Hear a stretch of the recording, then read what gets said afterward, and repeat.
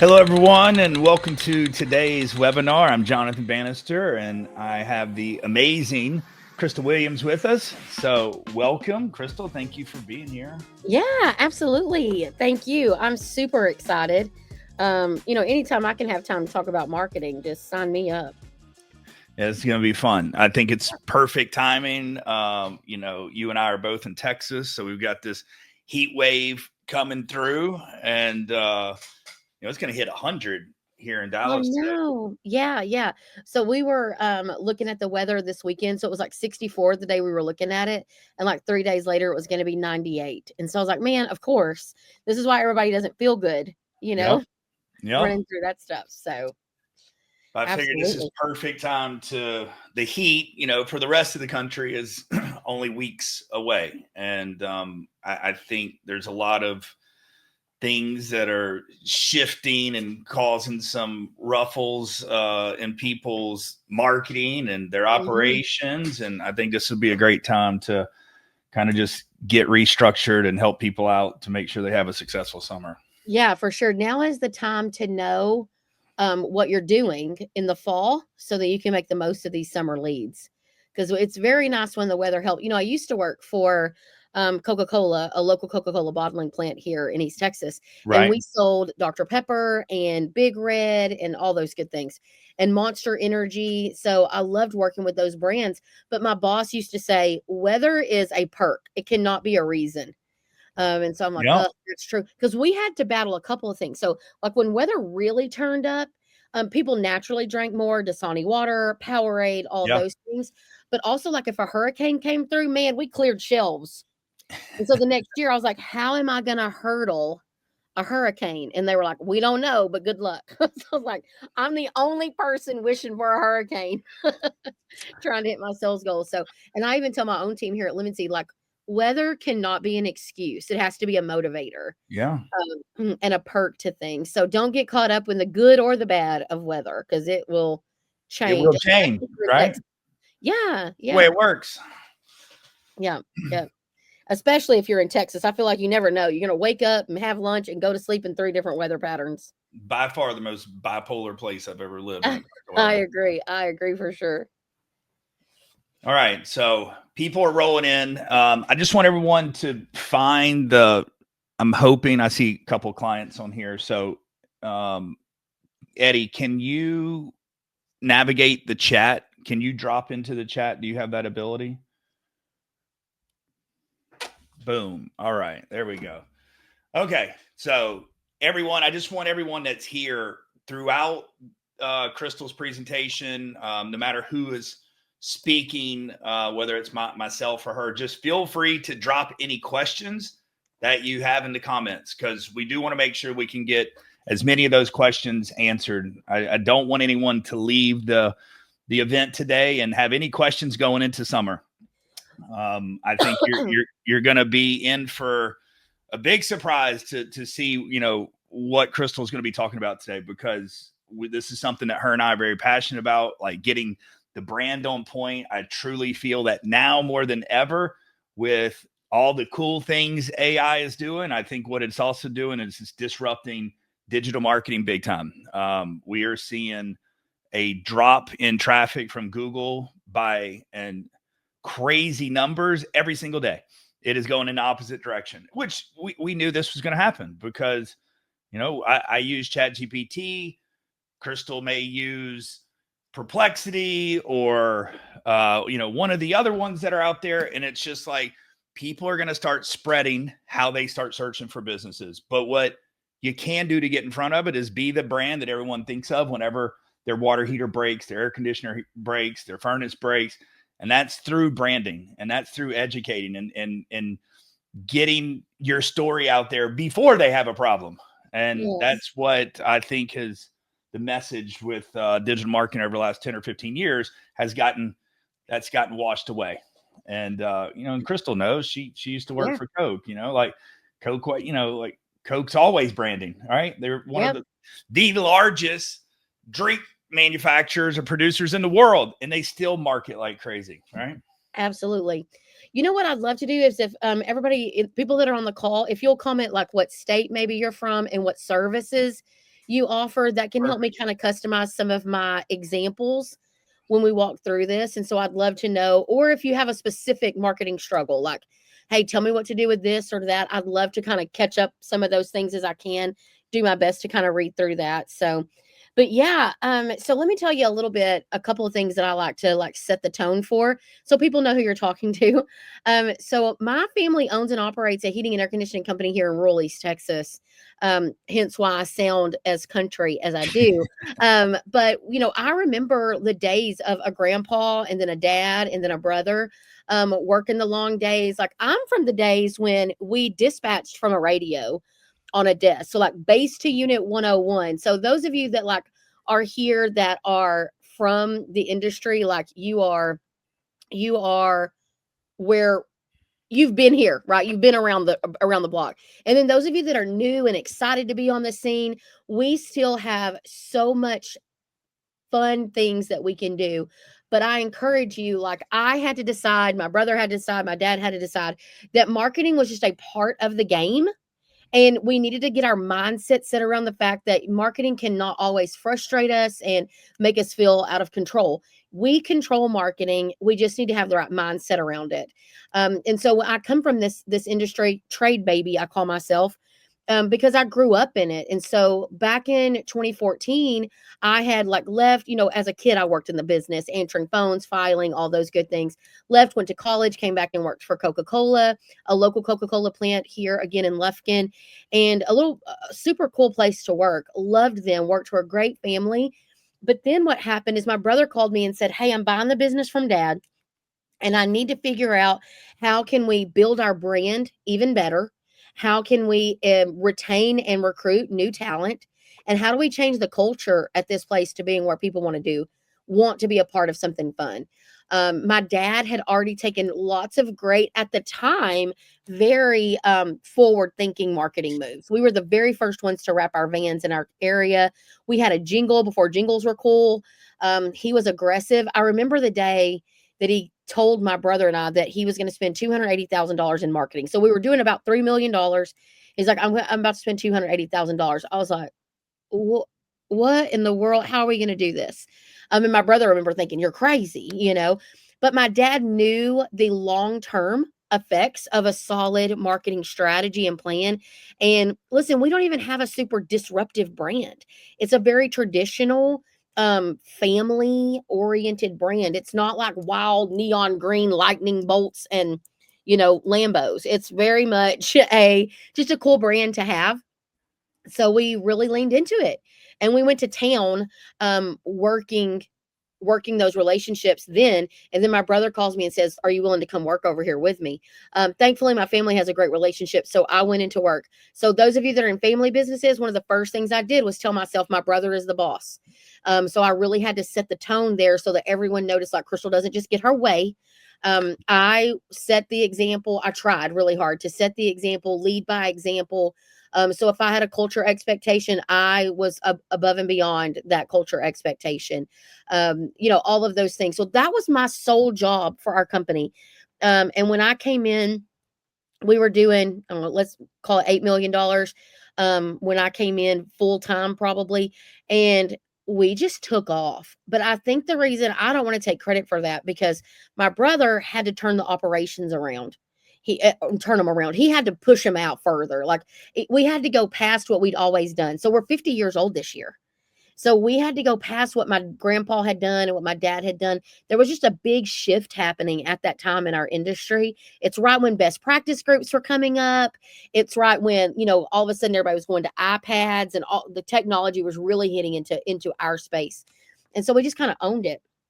And so that's when I really saw the impact of building a solid brand, community involvement, social media, and employee culture, and how when you do those things right, all of your other advertising tactics, all of your other expectations tend to fall in place once you build the foundational pieces of a marketing plan and a structure.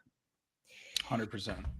Yeah, so I just started doing that. So what I thought I would tell you guys about today is where I think you're leaving a lot of money on the table.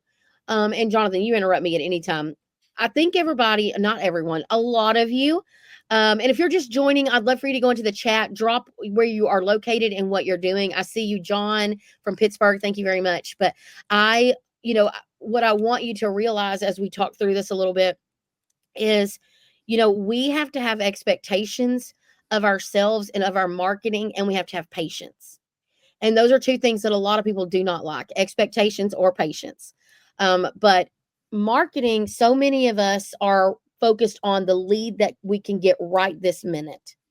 So that's why digital right now is on fire. Everybody's like, digital, you got to be doing all these things on digital. You need to launch AI attached to your digital, and you need to be optimizing your spend, and you need to be pushing and pulling.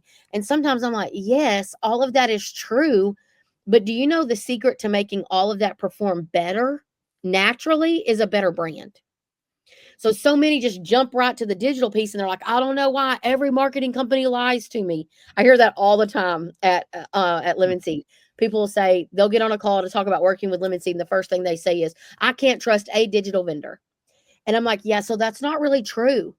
And not that I'm like super going to defend all the digital providers, because there are some that I think could really use some work, but there are a lot of really good digital providers that speak truth to the contractor, but the contractor takes it as they're trying to upsell me. They're trying to take advantage of me, and the contractor doesn't do what it takes to make their digital investment perform. So I think what happens to us a lot of times is we are so ready to be able to mark dollar for dollar. I spent $1, I made 100. I spent $5, I made 5,000, right? Which is great. Hey, and if the more of that we can get, the better. But what I'm telling you is you have to put in the work now so that eventually those things start coming to happen. So I'm going to give you a little example. So right now I have a son who is he's got a lot of musicality. He loves to play instruments, right? So he wants to just immediately be on the stage at church playing the guitar. That's it. He does not understand. At first he was like, I just put me on the stage. And the music minister was like, let me tell you, I need to see your effort, right? I need to see your practice. And so I'm having to really teach him patience, and letting himself mature, letting his musicality mature, letting his skill set mature. Once he gets better, then when he hits the stage, it'll be that much better. So it's the same thing with our marketing. We need to start now with what is your branding tactics? Meaning, what are you investing in that the whole expectation, Jonathan, is that it builds your brand? So billboards, radio, community involvement, social media, all of those things are vital to every other advertising tactic performing. So, Crystal, here, what I'll tell you is, you obviously know I got the book coming out. And Uh-huh. so for those of you that don't know, excuse my language, but it's the name of the book, right? So the name of the book's Fuck Digital Marketing, Why Building a Memorable Brand Matters More Than Rankings. And I'm going to tell y'all real quick that, I'm thankful. I love digital marketing, and it's provided for a nice, great family, for my family for the last decade. But what I'll tell you is that what Crystal is saying is, 15 years ago, 20 years ago, it was the Yellow Book. It was billboards, radio, TV. That was it, direct mail. And so you either had to invest into those market mediums, or if you couldn't afford it, and a lot of companies couldn't because they were very expensive, still are to this day, then you had to you had to have a great product or service. You had to do amazing customer service. You had to have a great sales process. You had to have a great operation. And I think when digital marketing came along, it made everybody fat and lazy and just start getting real laxed on everything. Mm-hmm. And they're like, you know what? We don't have to invest in these things that take time and build brand. Absolutely. Let's just go get the quick fix. And so the message in the book is, it's called digital heroin. And everybody's hooked on this digital heroin because if they don't get the leads, they're done. And so I want them from Yelp. I want them from Angie's List. I want them from Google, LSA, PPC. I want them from TikTok, YouTube. And it's like, all of these were great at one time. That's the way it works. And then when it gets oversaturated, because you only have as many leads as there are demand. Yeah. And so what do they say? 8 to 10% of your market is ever truly in the market to make a purchase for whatever it is you're selling. So, think about that. Whatever your market size is, take out the renters, only look at the people that are homeowners occupied. 8 to 10% of those people at any given time, divided by how many other competitors are in your market. And you're all fighting over page one of Google, which is great. You need to be there. But wouldn't it just be so much better if they were so pre-positioned that they didn't put in plumber near me or HVAC contractor near me, and they put in the name of your company? That's when you know you're winning. People will say, well, how do I know? If I can't measure mass media, how do I know? You need to be looking at how many people directly searched your name, and it should be growing and growing and growing. That is how I honestly, I could take a lot of HVAC contractors and plumbing contractors and roofing all home services, and I could split them right down the middle. It's the believers and the non-believers. You got the people that believe in overall marketing and investing in marketing. You have the ones that don't. And people are like, I kind of sit in the middle. If you sit in the middle, you don't believe in it, or you would invest in it and you would buy into it. There is a difference in those people for sure. So you're right. Like what I tell contractors, and I've told them several times, and sometimes I'm like, there's no way they're going to work with me if I'm this honest. But I tell them, hey, so right now you are overspending. You are spending 15% of your revenue goal for this year in a marketing budget. The problem is it is all for people that are searching for the look right this minute. Yeah. Every bit of it. So when there's no demand, it hits a nice 74 degrees in Texas. You know what happens? They suffocate. Literally, the client literally begin like, oh my God, what am I going to do? I can't make payroll. And I'm like, it's because we've done no work to build up our endurance, to build up our brand recognition, brand loyalty. There's so much to do other than digital that people do not place a lot of value in. And you're right. People laugh so hard at me. Again, in Rural East Texas, I still have a phone book ad that runs in 2 phone books. Number one, yes, we still have 2 phone books, but let me tell you why I run it. I run it because it works. And I have tracking numbers on it that prove to me year after year the hundreds of thousands of dollars that stupid phone book magnet brings in. So it's not even an actual phone book anymore. I do still do an ad in the 2 phone books, but we put a magnet on top of the phone books right now. One had air fryer temps on it and cooking times, and one had measurement conversions on it. Those 2 magnets continually drive hundreds of thousands of dollars in revenue every year. Now, it is my target market though. Like, right, I know where I live. I still have an older, honestly, a little uneducated market sometimes. So they still grab that magnet, stick it on the refrigerator, and then they go on and people call off of it. So hate it if you want to, but at the end of the day, it's driving revenue for my company, for the company, and for even some of our other clients that have deployed that same strategy.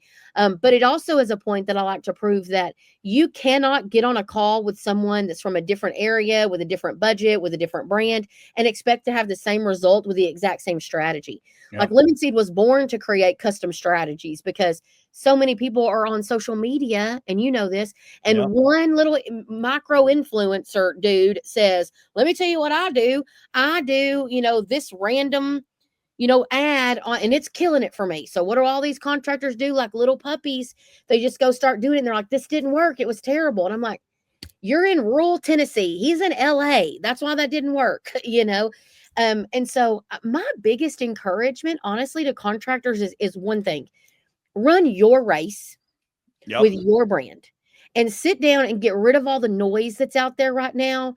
Sit down and organize your thoughts on where your spend is going. And Lemon Seed has this like 3 bucket approach that I use all the time. And it's very simplistic. And I made it this way so that contractors can easily in their head bucket things correctly. So, the first bucket is branding. So when I say that, I want you to know everything but when I look at a contract for a new opportunity, whether it's a new digital website, SEO strategy, whether it is they want me to do Facebook ads, every tactic I look at it and go, what is my expectation? If my expectation is that it's going to drive leads for me, then it goes in the middle bucket, which is a lead generation bucket. But if my expectation, like on a billboard, all I want to do is build brand awareness.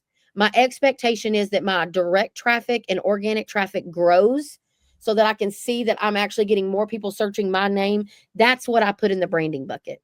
So I buy radio out the wazoo, digital radio. I buy traditional radio if it's in the right market. I buy billboards, and I don't just buy one billboard. I want to buy like 3 or 4 billboards. I want people to look up and be like, where in the heck did that company come from? So I buy those things and I put them in that bucket because the expectation, I cannot go, man, I put a billboard up and I sold a system yesterday. That was powerful. Yep. That's not how that works, Yep. right? That's your long-term strategy. That's your marathon training, right? And then that call to action bucket, if I'm doing direct mail for a tune-up, it needs to directly perform, right? Yes, it takes time for it to perform, but there's directional ROI to a direct mail campaign. I put a tracking number on it. If it's $69 tune-up or $89 water heater flush or drain clearing offer, whatever it is, I have a tracking number on it and I'm watching it like a hawk of who's actually, because it is designed, right? My expectation and my intent behind that is that people call the number and book the offer that's on there. Now, if I do direct mail and I'm going into a new market, or like this duct cleaning example, maybe I'm just trying to educate about duct cleaning. Like, hey, now proud to be in the Lufkin area. And that postcard is designed just to bring brand awareness, now offering duct cleaning services in this neighborhood or in this area of Pittsburgh. I might would say, you know what? My expectation is I'm just doing this to get my name out there. I know that people aren't going to probably directly call me because they don't know me yet. Then I'm going to put that direct mail postcard over in that branding bucket, because my expectation of that card is that it just helps me build brand. Yep. But if I send a duct cleaning offer into, straight up into the heart of Pittsburgh, and I'm like, hey, right now I'm doing duct cleanings for $2.99, like something crazy cheap, it better perform. I'm intending for it to perform. And when it doesn't, I need to pivot. Right. And then that third bucket. So again, when I look at every contract and every marketing tactic, where do I put it? What bucket? So there's the branding bucket, the call to action bucket. And the last bucket is what I call the cultivation bucket, meaning I worked my booty off to already get these leads that are in my system. Now I want to keep them there. I need to keep them. I want to be their HVAC company, their plumber, their duct cleaning company, but I got to stay in front of them consistently. So what am I doing to do that? You also could have direct mail going into that bucket. Am I mailing all of my HVAC customers? Let's say you now offer plumbing. Am I mailing all of my HVAC customers a postcard with a $50 coupon for plumbing services that say now offer plumbing? All of my duct cleaning people that maybe had a quote from me, maybe it's a coupon for, $150 off your last quote from us, within the last 6 months, something like that.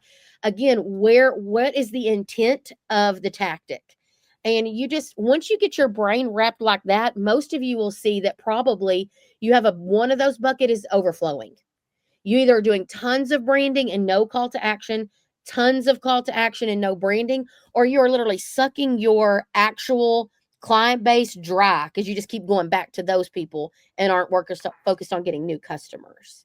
I mean, Crystal, I think until we made the shift a couple of years ago to focus on branding or start talking to our clients about branding, because look, I'm guilty of it. And what you were saying earlier about, you don't think that all digital marketing companies out there are horrible and suck. I don't either. But here's what I think the problem is everyone's focused on digital marketing. They're not having those tough conversations of what are you doing to strengthen your brand? And we don't do that, but let me go and refer you to someone, right? I mean, that's the conversation, people should be having. And that's why I loved when you and I had the conversation that we did down in Austin, because I said, look, this is what I'm telling all my clients, and we're not the branding experts, but I don't want to work with anyone that doesn't want to try to strengthen their brand, because it's getting harder and harder and harder to compete on the top page with 20 other competitors. And here's the thing. I want everybody to know this.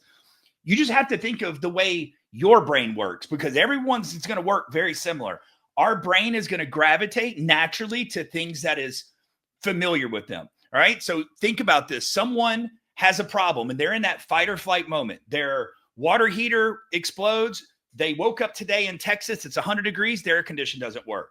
If you don't have any brand equity owned in that person's headspace right now, they go to Google or whatever AI they go free agent. They go free agent out there. and they're putting in air condition repair near me, AC, emergency AC, whatever crazy keyword they put in. And so now 20 things come up on the page. You've got LSA, PPC, Google Maps, organic SEO. So step one is you got to be there, and you got to be in as many of those pieces of real estate as you possibly can.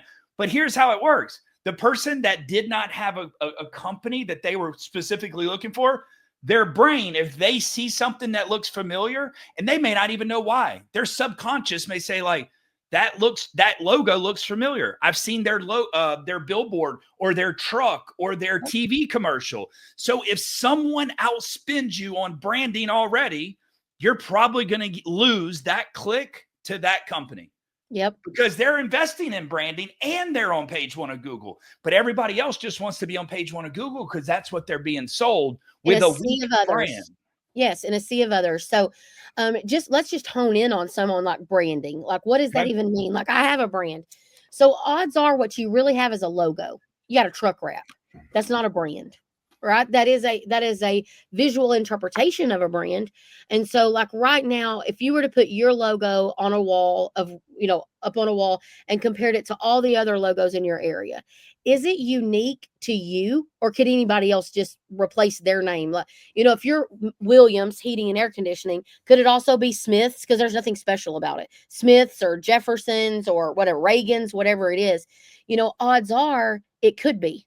Most contractors that I talk to do not have a unique identifier in their brand. They don't have a brand story.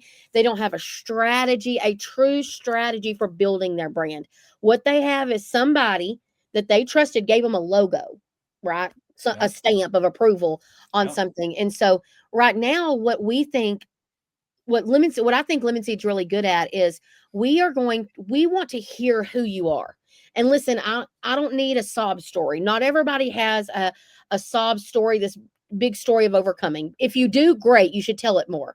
If you don't, there's still cool things. One of the clients that we just featured, and I interviewed them on my podcast, is Wingman out of Auburn, Alabama. So Wingman was called Auburn Heating and Air Conditioning, right? And so when he came to us, he was like, I don't feel like I have enough uniqueness. I'm like, well, not when there's Auburn University. And he goes, well, I thought about going with a mascot that was the same as the college. And so I was like, so no, we don't want to compete with the college. But it's like it clicked with him. So then when he started talking, he has this lab that goes duck hunting with him. The lab's name is Kai, and Kai is like his wingman. And so we were like, Wingman Heating and Air Conditioning. And we did like bright orange colors. Kai is their mascot. He wrapped all of his vans, and it's just naturally who he is. So he naturally can talk about the brand and live the brand. And the brand has some unique identifiers that really differentiated it in the market. And it's really because he trusted the process to rebrand and get a little out there. And so we have that. And then we've also had clients that took forever to get a new brand identity because they were like, oh my gosh, I've been in business 30 years. People know me as this gigantic R. This R is such an identifier. And I tell people all the time, if you are well known now, imagine what we could do with a memorable brand on top of you being well known already. Right. And so that branding, when you start implementing it across everything, so your website matches all your colors, even editorial, the way you write, your brand story. So for Wingman, everything kind of has a hunting. He's from Alabama, so they hunt. Yeah. But everything kind of has that same vibe, if you will. And so that's the way we write things. That's the way that we choose our pictures. That's the way that we choose our graphic design. Is all core pertaining to that core foundational brand. And most people miss it. They're just like, oh, I have a good logo. And I'm like, does it have a snowflake, a sunshine, a red swoop, a blue swoop? Does it have a house in it? Odds are I've named most people's logos. So branding is about how do you make people feel? It's kind of corny, right. But at the end of the day, like, my family's company is McWilliams Heating and Cooling in Lufkin, Texas. And when you go look at it, 5 years ago, or no, 30 years ago, we were a orange heat wave with an orange sun. It was horrible. Then we rebranded to like caricatures of my dad and my brother and my grandpa. And my dad's a little portly friend, so he has jowls like in that character. And my brother and my grandpa, and we just kind of rotated our brand, as I call it, to reflect Sailor Mac, which is our mascot based around my grandpa retiring from the Navy before he started McWilliams Appliance and Refrigeration. And so everything we do is around Sailor Mac. He's a mascot. He's on our van wraps. He's everything. That's how we evolved our brand. And it really took some energy to do it. But I can tell you this, we didn't go ask a committee. Hey, what is it? All of my team think about me rebranding. You know what they think? They're scared. So don't ask them. And scared money don't make money, right? So Right. we can't, we can't live that way either. But what I encourage you to do is really define who you are as a company, what you stand for, what makes you different. You got to get a differentiator in there. You got to save people time or money somehow. And so you need to be listening to what your market needs and adjusting to what the competition isn't doing and solve that need. And then let us tell it in an interesting way. Let us look interesting. Let us look polished so that you can demand more money, so that you get a little bit better of a reputation just because you look better, right? Yep. So I was at an event recently, and they kept talking about, unfortunately, the best companies usually aren't the ones that win. It's the best known companies, right? And they talked about this study that was done, and I forget which city it was in, but they did this study where they sent out um, survey cards to the entire city and asked them who was the best realtor in the entire city, and that the person that they that overwhelmingly was, got selected, was going to win some prize. And there was no winner, right? It was so inconsistent. A couple this person, couple this person. It was real random. So then they sent out a direct mail card for the next 6 weeks. Every week they sent a direct mail card out to every home in the city talking about this specific realtor. And they did the survey again a couple months later, and that person overwhelmingly won. And the person was fake. It wasn't a real person, right? I And mean, so the best companies don't win, but the best known do win. And obviously, if you provide a great product or service, that's the sugar on top, but you have to be known. oh And you yeah, can't get known on Google only, right? Because you're hanging out with 19 other competitors sitting on the page, right? So you do need to be there. That's the emergency leads that are coming in, but you have to also work on the people that don't need you yet, oh, but they will I'm need telling you in you, the future. I'm telling you, and it's a mind shift for it's a mind, it's so mental for contractors because there will be times when you're writing those checks and you're like, oh my gosh, but I'm struggling right now with leads. And you have to be prepared for the seasonality and the tumultuousness that is our life. Like that's just a life that we kind of live. There are ways to regulate those leads coming in, and one of those is a solid brand, rehash programs, and things like that. But honestly, we're just missing the mark so many times because we don't have we have blinders on and we're just got our head down, and sometimes you have to look up. I'm on this kick right now of 2 + 2 = 5 being my little mantra, because independently, you feel like things do not work independently, but when they're layered together, it's the secret sauce for your company. And honestly, like I have companies that we work for that are within like large cities together, and they have two completely different strategies, two completely different strategists on the lemon seed side, completely different brands, and one tactic is working for one, and the other one just that tactic was not it. And so it's really just a combination of a customized, pooled, organized approach. And I'm going to tell you another thing. Um, one of the things that I felt like I did well for my family's company was an organization of all of our vendors, right? So like one-stop shops are really hard because they can do a jack of all trades but a master of none. And so one of the things that really caught my attention is I was really good at orchestrating. So I could stand up in front of the band and make sure everyone was playing together and playing well, but I wasn't what I would consider a digital expert down in the weeds, or I Sure. wasn't an expert on every door direct mail, right? What I was an expert at was making sure that my messaging was consistent and holding that vendor accountable for their piece of my puzzle. Yeah. And so that's the other thing. Like we get out here and we're like, oh well, I've got so and so doing my digital, and I've got so and so. I hired somebody else. I didn't like the way my website company was doing paid ads, so I have a different paid ads person, and I have a different social media person. But there's no one like coordinating all of those people, so your marketing's very sloppy, and it's very spotty because there's not a lot of coordination to it.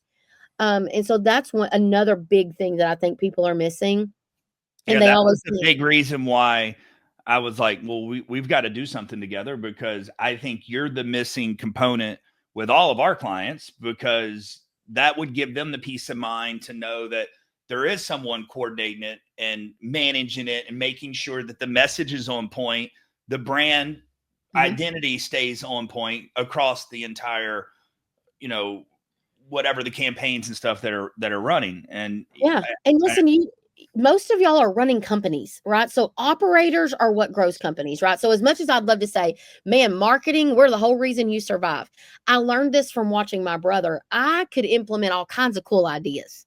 I could take Sailor Mac to every parade. I could do all kinds of giving back. I could do all kinds of things. But who really turned the ship was when operations and marketing aligned and started pumping together. And so that's why I know most most operators, their struggle bus moment comes from they don't have time to get in the weeds as much with their marketing and like making sure that the email message is matching all these people. I mean, it's a lot to manage. And so that's literally why Lemon Seed was born, was we want to create brands. We want to help people make their brand better, and really give them a solid foundation. And then we want to help them go to market. And we want to push them, and we want to show what's working, what's not working. Because honestly, you made this comment when we were talking at the trade show. I think it's golden when your contractor actually communicates to you about how things are working. So y'all are also like, y'all are pilots got one eye covered, because your contractor a lot of times is like, I don't know, I feel like I'm spending money, I'm not getting anything with it. Okay, what does that mean? Show me revenue. Let's talk actuals. And then I have personally gotten on a call with a contractor and said, well, this pay-per-click campaign actually generated, 40 viable, clickable people. Right. What happened there? Oh, these weren't good. I'm like, Yeah. what? Why? And actually the digital company did their job. So unless we can go and tell them, like, why are these 40 not good leads, so that they can pivot the message or the parameters, right now, just telling them they're not doing a good job is not the truth. And so you're not giving good feedback. And they're always like, I never thought of it that way. And I'm like, yes. So your direct mail didn't work, or the lead. So I had a client one time fire a whole direct mail campaign. And I said, what happened? He goes, well, they mailed a trailer park. So I said, okay, did we tell them that they mailed a trailer park? I shouldn't have to tell them that. I'm like, okay. So do you not install equipment in trailer houses? No, we do. I just don't. That's not the customer that I'm going after.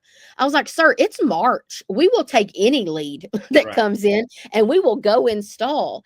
And I was like, so again, this is not our problem. And I see this comment on here too. It's hard. Lemon Seed also, we do a monthly call on reporting, basically to show you. And it's hard for us. Sometimes we have to tell the contractor, this is not a vendor problem. This is a contractor problem. Your CSR has like a 30% close rate. So do you realize how many more leads we have to generate for you? How much more expensive it is for you to have a CSR booking at 30%? Like, it's terrible. You got to go change that. And that's why it's more of a partnership. I wish, listen, nobody other than me, nobody more than me wishes that I could click a marketing button for all of you and be like, done. We don't ever have to talk to you again. It is a true partnership, because you have to keep your finger on the pulse of your operations, while we're keeping it on the pulse of your marketing. And together it's awesome. But even if you have an internal marketer, like someone that's designated to do marketing on your team, Lemon Seed is still a great response, because and this is not a sales pitch for Lemon Seed. You can go find another company that does this same stuff that we do. Our job is to hold you accountable, and to be creative, and to be collaborative, and to think outside the box. And I love being able to tell a client, hey, you know what's working well for our client in Colorado? This is working really well for my client in Colorado. How can we adjust it for Mississippi? And let's do something cool here. So we have a lot of insight like that. But yeah, I'm telling you, if you want to get off the hamster wheel of thinking that digital is the only place you can survive, start now. And then I promise you, in 3 or 4 months, maybe 6 months, you're going to look up and be like, okay, I should have done this 5 years ago. 100%. The last thing I'll tell you guys, as far as the story goes. So my brother is an entrepreneur. I'm an entrepreneur. So my brother owns the HVAC company. I own Lemon Seed. My brother's a supporter of Lemon Seed. But then he wanted to do a pest control company. And so he goes to my sister and my brother-in-law. And my sister is the quiet one. So if you ever met my brother, Trey McWilliams, he's dry. I'm the energy person, and my sister is very meek and sweet. And so she just gets like caught in the middle, but she decides that she's going to run this pest control company. And I'm not going to lie to y'all, the first thing we did was jump ahead of every other pest control company in our market. We got a Lemon Seed did our logo, did our whole brand identity. We created a mascot. We got him ordered. I mean, we ordered a parade quality mascot. We wrapped 2 trucks. We got a radio jingle. I bought billboards and radio spaces, and we started doing video on social media. And all of a sudden, we could not turn the phones down. And it's starting to level out now because it's like kind of lost its newness. So we're having to kind of pivot a little bit and start keeping the momentum going. But people are like, how did you do that? And I was like, well, number one, we had the cash, right? So that was helpful to have the cash to invest first and then recoup as we go. But also, we just know it's not a secret, right? It's not this coveted thing. It's just that most people won't do what they need to do to grow their company. They're scared either financially, they're scared they're not opinionated enough, or they're too distracted with the daily operations to devote the time that it needs. And honestly, like, we just weren't scared. And we made some mistakes. We did some things we were like, oh, we probably should have done that different. But we came out, man. We kicked down doors right into this pest control space, and it's worked out well for us. As far as growing our business. And so I just want to tell contractors, like, you can do it. Like, not to be too cheerleadery and too corny, but there is some peace that comes from an organized strategic approach to marketing. There is some things where you don't have to feel like everything sucks, everybody's lying, everybody's tricking me with all of they're not. They're not. We just need to get your expectations aligned. You need a support system, and you need a plan. And that makes everybody feel better. Look, I'll tell a quick story to give some weight to these other marketing companies that I don't think are bad, that just don't know any better, because I was there. Say 3.5, 4 years ago, I had a client come to me, Dylan Rucker with All Heart Heating and Cooling. He comes to me and he says, "Hey, I'm going to do a call with this company called Wizard of Ads, and I would like for you to be a part of the phone call." Well, my brain only heard the ads part, so I'm like, "Oh, well, this is an ads company. You're gonna, I'm about to lose him on the paid ad side." And then he does the phone call with him, and then he goes, "Hey, look, they're gonna create stories and stuff around our brand, and I'm gonna do about $30,000 a month on radio." And I remember telling him, because we were friends at that point, I said, "Have you lost your effing mind?" And I said, "Why would you do that?" I said, "Because if you gave me that $30,000 right now, I will go put it into digital, and I will be able to show you exactly what you made in return on that $30,000. But that's who I was just 4 years ago. And now I'm just telling new clients that come on, we won't work with you unless you're going to spend about 60 or 70% of the budget on top and middle of funnel brand awareness out the gate. We're going to create an audience that you're going to touch and warm up, and they're going to know, like, and trust you before we put an ad and offer in front of them. How about that?" And it's like, people just don't know what they don't know. And I now know that it's so much easier to do digital when you got a brand that's recognizable, period. Yes. Yes. And so you're right. Like, there's a lot of agencies out there that can help with these different things. And I'm telling you, it's a mindset. You either believe in the concept of branding equaling long-term success, or you don't. There's really not a middle ground. I agree. And I mean, it's the same thing. So, and you probably deal with this in your business. So I will talk to contractors and they will say, "Yes, I'm ready to sign up." There are 75% of people are going to overthink it, that we're still talking about it in 45 days. They're like, "Well, what about this? What about that?" And then there are the contractors that, before I've actually turned my chair around after sending them the proposal, they've already signed it and we're onboarded and rocking and rolling, because they don't need the permission of 20 people. They're not afraid to spend the money. And I've learned the people that want to nickel and dime Lemon Seed, maybe like over this little thing or that little thing, they are the ones that don't see the bigger picture. And granted, there's exclusions to that. Like, I don't mind you being diligent, but I've just learned, man, after 3 months of us trying to work through like what it would look like to work with Lemon Seed, it doesn't it just shows me that that's how everything is, right? That they drag their feet on KPI expectations. They drag their feet on implementing new processes. And so when all of those are red flags to me as Yeah. a vendor. Same thing for you. Like when they come to you and they're like, they'll say this. So no, not trying to be hurtful, but I'll say this. People will tell me I spend a lot of money on digital. And I'm like, I believe you. How much, what is a lot? And they'll say probably $1,500, $2,000. And I'll say, I completely understand that to you, that does feel like a lot of money. What's your overall budget? Because I want to be respectful of small companies. That is a lot of money. That Yeah. is a lot of money with all things considered. But in the grand scheme of things, we've got to think bigger. So if you are $1 million company, you need to be thinking like a $5 million company and trying to figure out how to get there. Instead, we just kind of live in our right inside of where we are instead of looking out there. And you need to be motivated. But again, I think so many and this, I shared this with you at the conference. So many contractors feel defeated with marketing. They're just like, screw it. I mean, whatever, hey, I have a website. We get more people coming to Lemon Seed that think we do websites than anything. They will say, I'm ready to fire my digital vendor. What do you guys do? And one of the things I want to ask them, how many digital vendors have you fired in the last 2 years? And most of the time, it's going to be a number that makes you like open your eyes wide. And I'm like, so eventually we have to decide that it's either maybe your picker is off Yeah. or you might be the problem. Yeah. The strategy's off. Yeah, something is off. And odds are it wasn't 5 other digital companies. The odds of you finding 5 bad digital companies that you had the right budget, you made every meeting, you communicated expectations, and you executed on your end, that all 5 of them were bad are so minute, so tiny.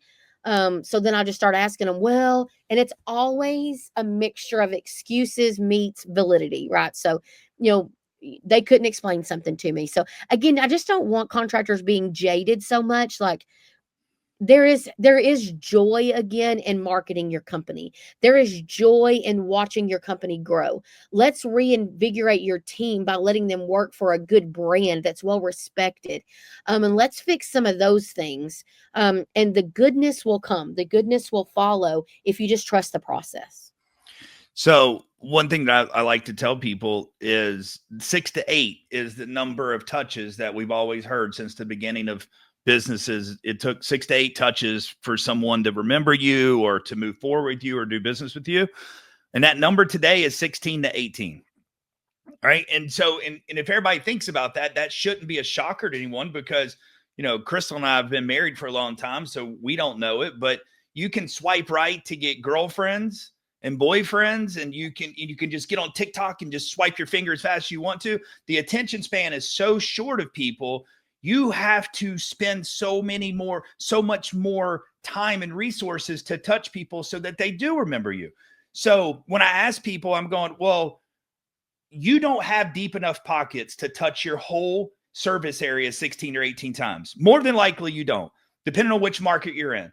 And so I think now more than ever, the message that people need to figure out here is, how do I lock in who my target audience is? What is that perfect avatar? And then how do I find them and touch them over and over and over? But before they have a problem. And that's what you're having to re-educate people, just like I am, because they're not used to that. They want to go buy leads and they want to buy people raising their hand going, I'm ready for the new water heater, new air conditioning system, whatever. And it's like, there's not but a limited amount of people, 8 to 10% at any given time. Oh, I had a client yesterday say, y'all, this direct mail is doing good on service leads, but I need more replacement leads. So I said, okay, I need a unicorn. We all do. But I said, just looking at this, your average ticket on these calls that are service is like $214. Right. That's the problem. Yeah. That they're losing money. Yeah. Like, sir, it cost you $200 to roll a truck over there. That's right. Like, probably more. We've got to fix this. So it's very much allowing yourself to be fed constructive criticism and to pivot. More than just like, well, listen, my team is my team. They do a great job. Stop letting the prisoners run the prison, put expectations on them, put the coaching in place. It's expensive to run a successful business. And a lot of times what got you here to the $3 million mark, a lot of times is very much normally an issue of you being a good person and the low hanging fruit kind of came to you. Now, if Yep. you're a 30-year company at $2 million, it's we need to go to the next level. You're going to stay there because we need to go to the next level. But sales has to be a leg of your business that is pumping just as fast, if not faster, than your marketing. Because if they can't flip it and turn it, like our job is to make the phone ring. What happens once that phone is picked up and answered? That's on y'all. So that's why we have to work together to make sure, are the leads good? Are your sales good? Are your promotions good? Are you generating good brand awareness? And it's more than just me sitting down every day and calling my digital company and complaining about my PPC leads. It's way deeper than that, right? It goes much deeper. And wouldn't everyone out there listening prefer to get phone calls from people that search for you directly anyways? Right? And if it Yes, is a 100%. PPC lead, it's because it was a direct search, and it was your ad on PPC because you bought your own name.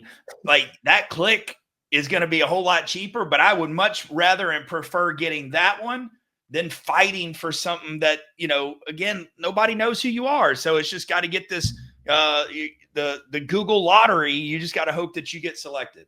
You know what? I also spend a lot of time informing people about Google local service ads. So we will work with clients. One of my most hated tracking inside of like Service Titan or House Call Pro, any of those little places, is existing customer. So let me explain something to you.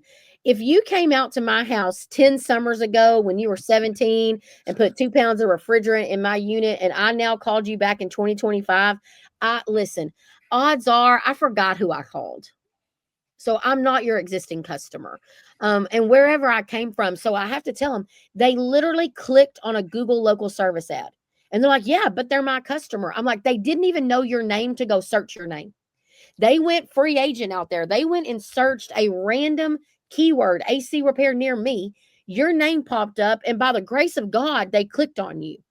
So they are not an existing client. And I can argue both sides a little bit, but for the most part, you need to give credit to your Google local service ads. That's what drew the ad to you, not them being an existing customer. If you haven't done work with a client in the last 18 to 24 months, they're not an existing client. That's right. I say like fight me on it. Like 5 years ago, if they got a new system from you 5 years ago, maybe I can argue a little bit, but shouldn't you still be doing maintenance work and routine work and things that keep you in front of that client? Like, are you just willing to give them up? What about their referral potential? What about their getting on your maintenance club potential? What about indoor air quality? What about if you add plumbing? What if you add roofing? Like, there's so many other things that you want to keep them for, that you should really be focused on. So, again, it goes down to expectations and getting down in the weeds of things you don't have to be in the weeds with. All of you out there, like, Crystal, I'd like to hear what your approach is to helping people find their perfect avatar customer. Oh yeah. For our clients, or for here lately, I've had some clients that they don't know when I ask them that question. So I've just said, look, there's companies out there that'll get really, really granular on finding that who your perfect avatar is, size, shape, and everything else of who that person is. But there's so many things you can do with AI right now. I mean, you could literally export your last 12 months of service tickets and replacement tickets inside Service Titan or whatever you use, and you can upload that into ChatGPT. And you could say, hey, look at all of our invoices and customers over the last 6 months, 12 months, and it will run a profile on those people to kind of tell you, like, hey, your average customer is a female between 36 and 42 years old that lives in these cities. But if you don't know who or what that person is, I think you're behind the curve already, because kind of like you were explaining with the whole mail-in direct mail to the trailer park, it's like, well, maybe the trailer park people are their customers. If you don't know, then how do you know? So what do y'all do, and how do you suggest people find that perfect avatar? Yeah. So, if you're marketing to everyone, well, I want everyone, Crystal, I want everyone to use me. Well, people in hell want ice water, right? So we do not have enough money to market and message. It's more about the message. I could buy all kinds of stuff, but our message has to go to our ideal market. So we use a lot of AI to help us identify, so we look at all kinds of things. So we look at census data, credit data. We even look at vacation data, like through Airbnb and things like that, of where people are going, where they're staying, what do they drive.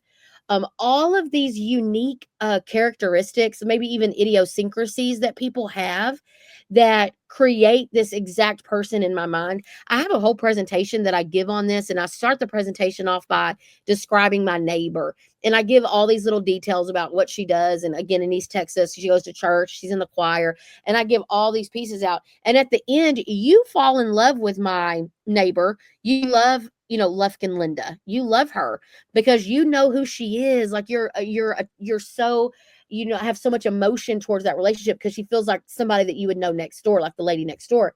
And that is who we write all of our content for our Lufkin location of McWilliams. So I even did it with Lemon Seed. I have Lemon Seed Luke, like who is our ideal avatar. So utilizing all of this data to pick up on what do they like and do and where do they work? What's their education level, their income level? What does their average house look like? Where do they eat? All of those things like help build out a picture of the ideal person in your market. So not the average person. Most of us don't want the average person. We want the more affluent person, right? We want to spend our money talking to people that can afford our more higher end, even luxury style products and our communicating systems and our unique thermostat setups and indoor air quality. They can afford to appreciate those things. So again, most of you are not the cheapest man on the block. So we can't focus on the average because the average person is probably looking for affordability over quality. And that's not what our clients want. We want to go a little bit more higher, a little more affluent. So we go above the average person because that's who we are going to spend our time and efforts designing our ads for. Even things like if we're going to offer finance options. So if you live in a very affluent area where financing is very low, financing might even almost be considered, gosh, who does financing? Who can't afford to write cash for this $20,000 system, right? Right. But that's why it's so unique. So utilizing all of this data aggregators that we have access to that pull in all of these different pieces of data has really been a game changer for our Lemon Seed clients. So our audits identify your ideal target market. We actually do a competitive analysis of 4 competitors that are near or around you so that we can identify what they are doing and help you create something that makes you stand out. And helps you have a differentiator that your sales team can use, that your marketing team can use, that your CSRs can use. Like, what is that differentiator? And then we actually go through and score all of your existing marketing. So, like, what are you currently doing? What are you spending? How's it working? And then we make some recommendations that come out of that. Another interesting thing is we do like to take a look at your existing database. Here is why there is people that already use you, right? And so we'd love to know a good idea of who's already using you, but it doesn't mean that's who we don't want to shift to who we want to use us, right? So if you go back and look and you've got the average lower side of accessible income and excess cash to be able to, you're on the lower side of that and you want to turn it, then we need to turn our messaging, right? So, it is eye-opening when you do those studies and you utilize AI to help you promote those or produce those things. It's amazing what you're able to actually see. It's interesting what you just said there, and I hope everyone pays attention to that. That like what Crystal was saying about if you're going to market to a super high end net worth neighborhood or types of homes and people, then those people traditionally financing's not attractive to them. So like why, if that's the message that you're putting out is you think that, your amazing finance offer that you got through your finance company, like you just may be wasting whatever it is. So your direct mail or whatever you're putting out there could be a complete waste. And you're going to go, that was a flop.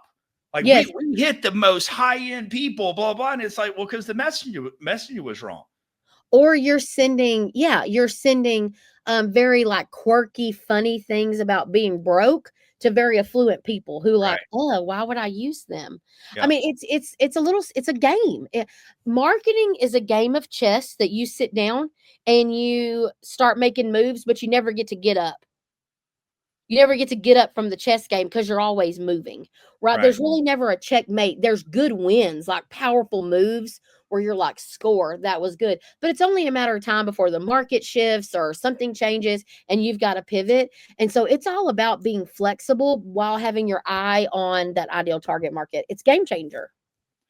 I've got a client on here now, Eddie with Zenair, and he's running direct mail, but like we got super target. I want everybody to know like what Crystal's talking about getting super targeted on who you're trying to find. Like the data is out there, right? Because fortunately, unfortunately, however you want to look at it, Facebook, Google, all these platforms, they've been stealing the data or taking the data and selling it out the back door for years. Now they've taken that away from people like Crystal and I to use. Facebook doesn't allow us to have all the specific targeting any longer, and Google doesn't, allow it, but they still sell it. So like with Eddie, we're doing direct mail, but like we picked the perfect people that had the right, the home that was worth a certain amount, that the median income was a certain amount, the credit score was a certain amount. And so now we're targeting them on direct mail. And then we just launched his addressable geofencing this week, where we're tapping into the internet, into the cell phones of everyone under that roof. So now, instead of trying to do a zip code or trying to do this large area of people that may or may not be our target people, no, we got super hyper focused and said, no, these are the 12,500 people we want to focus on. And we're going to hit them with direct mail each month, and the card's going to be different, and we're going to be very selective of what we put on it and who we're speaking to. And then we want to get his video ads on Roku, Hulu, on connected TV, on their display ads on search, and on Facebook and Instagram. So he is going to invest in these people before they need him. He's hoping these people never go to Google in the next couple weeks or months whenever something goes wrong and they turn their air conditioner on. He wants them to be so indoctrinated already because he's touching them in their mailbox, on their TV, and everything else over and over and over. So he's investing into these people before they have a problem. And that's what contractors just aren't doing anymore. No. And it is, again, it's patience is a virtue. He probably also doesn't like overly analyze that data every day. Well, he knows he can't, right? No, you can't. So you have to let it sit and you have to let it work. You have to give it time to work. And then when it does work, you better hope that your sales team, your CSR team is ready to book the call. One of my favorite things to tell clients is when we launch some campaigns, I'm like, hey, will you make sure that you educate your internal team? And they're like, what do you mean? And so I always tell people, one time I listened to calls and we had launched this wonderful direct mail campaign for a client, and someone called in off of it. And the CSR was like, thank you for calling, Crystal's Heating and Air. And they're like, hi, I got your postcard. And she goes, you got a postcard from us? What does it say? And I was like, oh my gosh, absolutely not. Absolutely not. Because we weren't prepared. We did not carry everything through. And so many times I see contractors that don't develop a way of educating their team on what they have happening. And so like we even created like some client portals for people that we could just put in there, like, here's what you're running this month, this quarter, this whatever, so that their team would have an opportunity. We've also printed posters. So McWilliams used to do this every quarter. We would print posters of the options and we put them up all in the call center and in the warehouse. And so you cannot say that you did not know. And then whoever's running the tech meeting, by God, I don't care. But in the first 5 minutes or the last 5 minutes, please go over these offers, so that they are not surprised on the phone, in the home, any of the above. And making sure that it is a part of your process to communicate is so, so important. And teaching yourself patience of letting all of these things work in their due time. So there are some things that should work quicker, and that maybe can give you that little shot of heroin that you mentioned, digital heroin. But I'm telling you, it is such. Right now, we're all like AI. Everybody needs to be doing AI. Let me tell you, there is so many cool things right now. But can we all just focus on foundational goodness, foundational solid pieces, processes, structure, and then heck, let's utilize the heck out of AI to do some cool stuff. But right now, I just think, the other day I watched a contractor who is less than $2 million, and all they wanted to do was ask me about e-commerce. So I was like, okay. So we talked about e-commerce and I was like, yeah. So your first problem is you have no SEO on your website. And they're like, yeah, I don't really believe in SEO. I was like, okay. So here's going to be the problem. Like, you're going to have this beautiful e-commerce site set up that no one ever goes to because you're not asking anyone to. It's like a hidden secret. You want to keep it a secret. And they're like, I've just never thought of it that way. So that's why you have to trust the experts sometimes, like getting someone in your corner that's fighting for you and helping you be organized, whether that's internally or externally, but just someone to help support you. I mean, I think the only thing that's really been consistent with marketing and advertising over the last 30, 40 years has been billboards and radio. Like, they really haven't changed. There's still a radio in every single car. Now, me personally, like, I'm not the demographic for it. I haven't listened to AM, FM radio since 2008, but it's still in my car. It's still in everyone's car. Billboards, they're still along the streets and the highways that are out there. Now, TV has changed, traditional TV, because obviously it's lost half of its market share by going to people that's cut the cord and it's, gone digital. But those people hopefully have diversified and said, all right, well, we're going to split half our budget to regular cable TV and half to connected TV. But it's still around because it still works, but it doesn't work instantly. It doesn't work overnight, and you don't get that instant ROI. And that's what I think the older generation gets it, right? Because they had to do it. But I feel like if you've started a business in the last 15 years, you are on the digital heroin and you don't know how to get off of it, period. Yeah, I call it a hamster wheel, which is not nearly as fun as heroin, but but I mean, you're staying on it. And I mean, I'm telling you, I talked to a contractor a couple of months ago and I legitimately was worried about his mental health because he felt like he couldn't get his service titan communicating to his QuickBooks. He had just lost a sales guy. He had a technician that was going on maternity leave. I mean, he had all of these things. He was just so overwhelmed. And at the same time, I needed to tell him that his website was underperforming and that they were only at a booking rate of 30%. And I was like, oh my gosh, because I know he literally felt so defeated and discouraged with running a business. And odds are, like, so many people are in that place.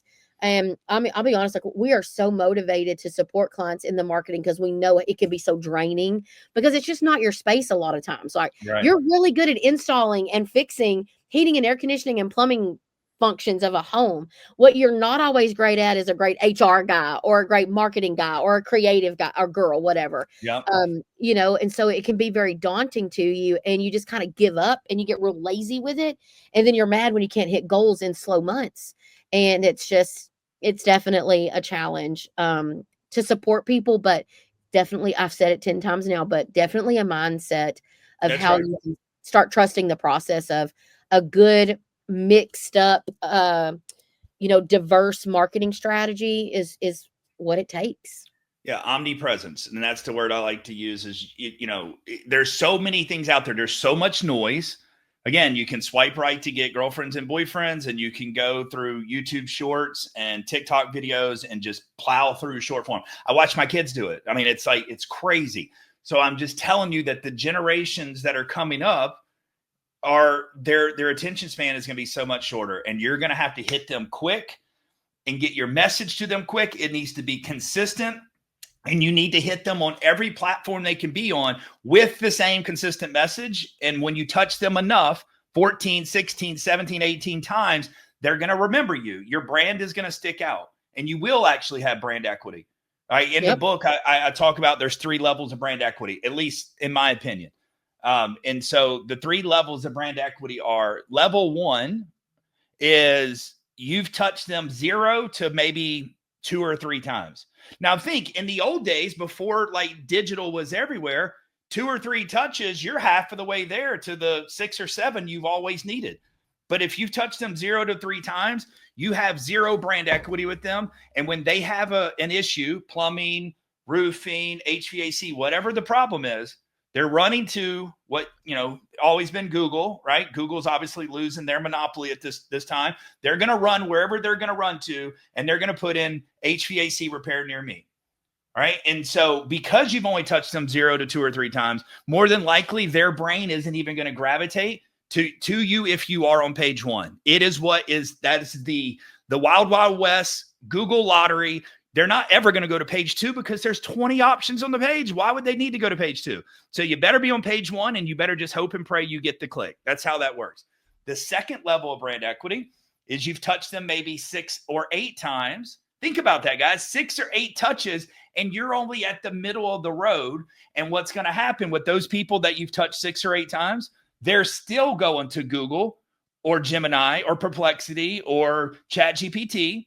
But what's going to happen is if you are on page 1 of Google, they're going to click you because it's almost like, what was that company? Like, I know them a little bit, but they don't know your name strong enough yet. So if you're there, they're going to click on you, period. And then the highest level, I call it the McDonald's or Chick-fil-A effect. And what I mean by that is if you take a kid in the United States, all right, we're obviously in, a nation, we like our fast food, but in the United States, if you take a kid that's under, let's say, 6 years old in a car seat and you ride past McDonald's or Chick-fil-A, they know what that place has, even though there's not a chicken nugget, a French fry, or a hamburger on either of those logos, but they know what that place has. All right. That's a strong brand. Then you take Starbucks and you take kids from 8 years old to 13 that's never had a sip of coffee in their life.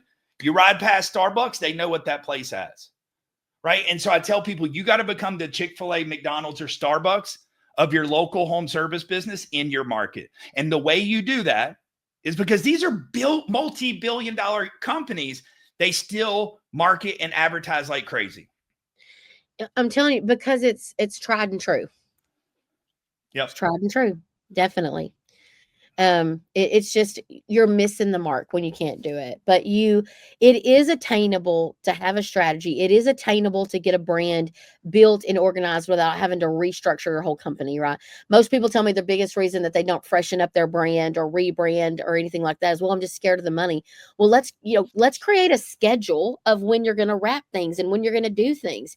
We don't always have to hit the ground with full blast. Like, let's create a strategy, because knowing that you're working on a greater good is something that has been great. I had a client today, she messaged me and she was very scared, but she messaged me that her new van getting wrapped, and she said, it's actually happening.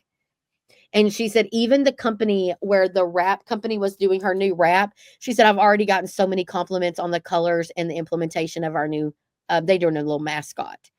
And she said, I just have so much life again. And I'm like, man, sometimes that's all it takes. And not just for you as owners, but for your own team members, like freshening things up. And it doesn't have to be daunting and scary. It is an investment, but it doesn't have to be something that just overtakes your mind and spirit, Yeah. And look, guys, this goes both ways. Crystal and I have had this conversation. So I know we're aligned here that sometimes you've got a horrible looking brand as far as what your colors, and you've got the fire and the ice cubes, and you've got the traditional red and blue, whatever.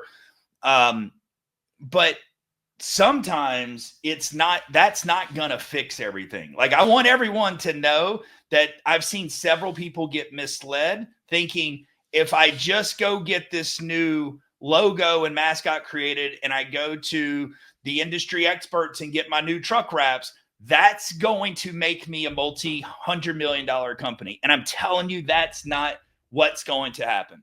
No, it's a piece of the puzzle. So marketing is the combination of all of your advertising tactics, your community involvement, your brand. So marketing is the umbrella. Advertising goes underneath it. So to fill the puzzle of everything, like, you got to have all the pieces, right? And there are pieces that are more important, like maybe the outside pieces, if you will. But all of those things are pieces of a puzzle. It takes all of those things coming together to really move things forward. And sometimes it just takes time, energy, and effort. But stop looking for a quick fix or a silver bullet, for sure. So 2 things I want to say here. One, my client, Eddie, he commented off of what you said. You told, about him having to have patience on this stride, right? And he said patience really isn't one of his strengths. But here's what I'll tell you about Eddie is he's got an amazing brand, right? He's got an amazing look and feel and message, but we've never really focused on investing and spending money on educating people on that brand, because unfortunately we've had Eddie on the digital heroin, right? Because again, when you're trying to do all the things at one time, change the look and wrap the trucks and get all the new uniforms, well, then you don't have the budget ready to go, let me invest in these people that don't need me right now. I need an instant return on investment or else. And so like, it's an unfortunate place to be. And I'll just give everybody a tip out there. Use ChatGPT. Go in it right now and say, hey, put in a zip code or put in a city that's like your main one where your office is, and just say, hey, tell me how many homes and how many people live in this city. And then I want homeowners, occupied homeowners versus renters. And then ask it to put you a plan together and go, if I wanted to be the brand dominant company in this market, what would I need to do? How many impressions would I need to go after on a monthly basis? And which platforms would I need to be on? And guess what? It'll give you a lot of information and let you know that if you really want to be brand dominant with the amount of people that are here, you need to touch them 14, 15 times a month. You need 1.5 to 2 million impressions a month. And guess what, guys? At the end of the day, to go get 1.5 million or 2 million impressions on Facebook, YouTube, TikTok, and all the platforms, it's not a ton of money. Right? You may be talking $6,000, $7,000 to go reach 2 million people possibly, because when you're just trying to get them to see your video or see your message, it's not super expensive. Like, try to go get 2 million people off of cable TV right now and see how much it costs. I mean, like, there's cheaper ways to do it, and digital should be a place. These social media platforms should be a place where you're trying to, get your message in front of them. Stop trying to give them your payments as low as $39 on a new furnace and thinking like, oh, it didn't work. It's like, why would it work? Like, like Crystal goes to Facebook to see what her friends' kids are doing. I like to watch Crystal kids play golf in their golf tournaments, right? I'm a big golfer. So when I get on Facebook, it's not to let me go get sold something. And so I think there's a time and a place for it. Social media is to be social. And listen, social media is one of the best brand builders that you can possibly use. It is super underrated. I mean, I had a client the other day be like, social media is stupid, I'm not doing it. And I was like, well, don't do it. But if I could come into your market and overtake you in 3 months, just because I'll get on there and be fun and be engaging and look like we're innovative and ahead of the game and be fun on social media, and then throw in some educational things. And before I know it, people think of me before they think of you, and I won. So if you're competitive at all, I'm competitive. So I like to look at those 3 buckets and make sure that I have things happening in each of those buckets, so that I'm a good juggler. None of those things are falling. Everything's pushing forward. I'm constantly working on refreshing my brand, little things here and there. And I mean, I'm telling you, it is, when you set your mind right, it's game changer.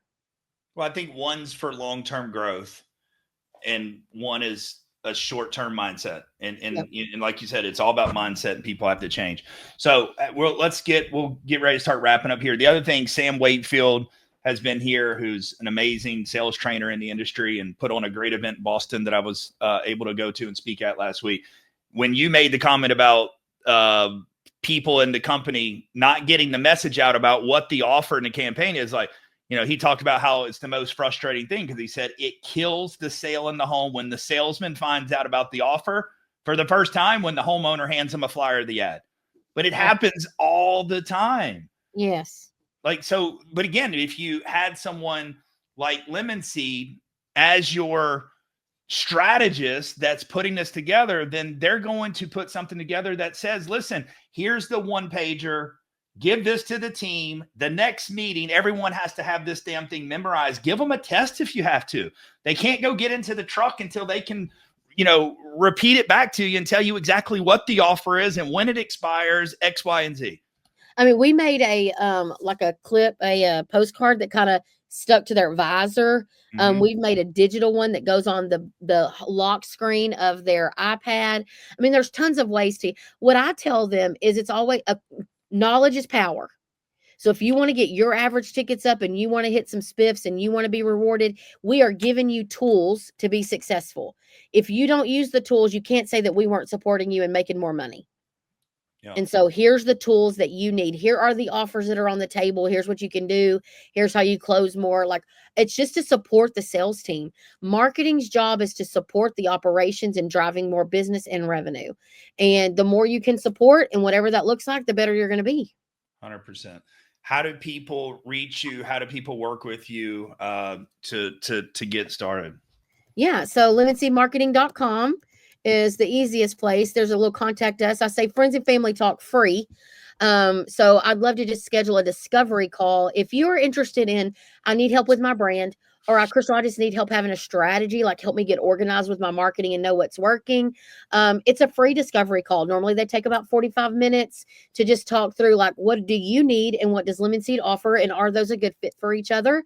So I would love to talk to you about that. Or if you just want to email me with questions, I'm putting it in the chat here, but it's crystal@lemonseedmarketing.com. Easy email to remember. And then if you're just like, hey, you enjoyed our conversation, From the Yellow Chair is my podcast. It releases every Tuesday at 6:00 in the morning Central Time.